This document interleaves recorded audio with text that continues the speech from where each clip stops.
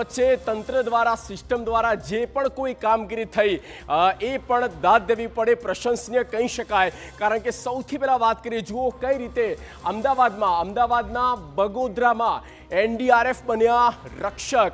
NDRF કઈ રીતે રક્ષકની team જે છે તે ત્યાં ગઈ અને ખરા અર્થમાં તેઓ દેવદૂત સાબિત થયા છે।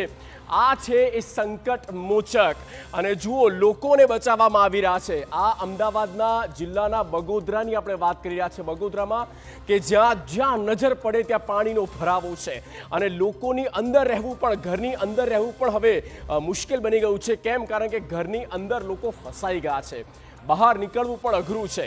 આગળ વાત કરી સંકટ મોચક તરીકે બીજા નંબર પરથી જે દ્રશ્યો સામે આવ્યા તે છે સુરત શહેરના, સુરતમાં જ્યાં પોલીસ દ્વારા મદદ પહોંચાડવામાં આવી। હવે આપણે આ દ્રશ્યો પણ જોઈએ કઈ રીતે પોલીસ દ્વારા મદદ પહોંચાડવામાં આવી છે। તો લોકોને ત્યાંથી બહાર કાઢવામાં આવ્યા, જ્યાં પણ ઊંચાઈ પર ફસાઈ ચૂક્યા હતા, તેમના ઘરમાં ફસાઈ ગયા હતા, કારણ કે જે મળ્યું એ જગ્યા પર તેઓ ઉપર ચડી ગયા અને પછી જ્યારે આખું ઘર પાણી થઈ ગયું અને એવામાં એ લોકો નીકળે કેવી રીતે? તો એ તમામ પોલીસના જવાનો ત્યાં પહોંચ્યા, ખભે રાખ્યા, એક વડીલ હતા તેમને ખભે રાખ્યા અને ત્યાંથી બહાર કાઢ્યા। ખાવા માટે કંઈ હતું નહીં તો તેમના માટે ફૂડ પેકેટની પણ આ જુઓ વ્યવસ્થા કરી છે, ફૂડ પેકેટ પહોંચાડી રહ્યા છે। પોતે પાણીમાં પલળી ચૂક્યા છે, કમર સુધીના પાણીમાં તે પોતે પોલીસના જવાનો છે અને એટલા માટે જ આ જે એ રક્ષકો છે આપણા, એ ખરેખર એમના કામગીરીને આપણે દાદ દેવી પડે। તો સંકટ મોચક નંબર 3 કોણ છે?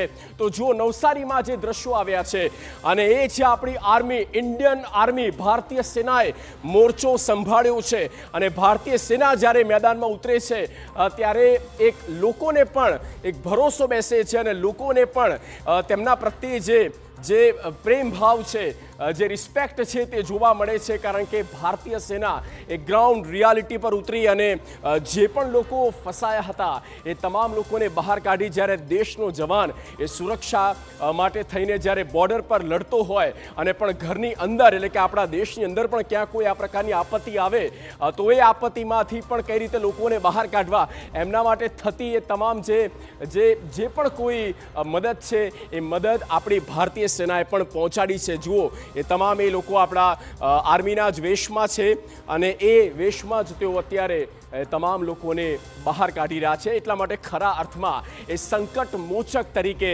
જાહેર થયા છે। આગળ વાત કરીએ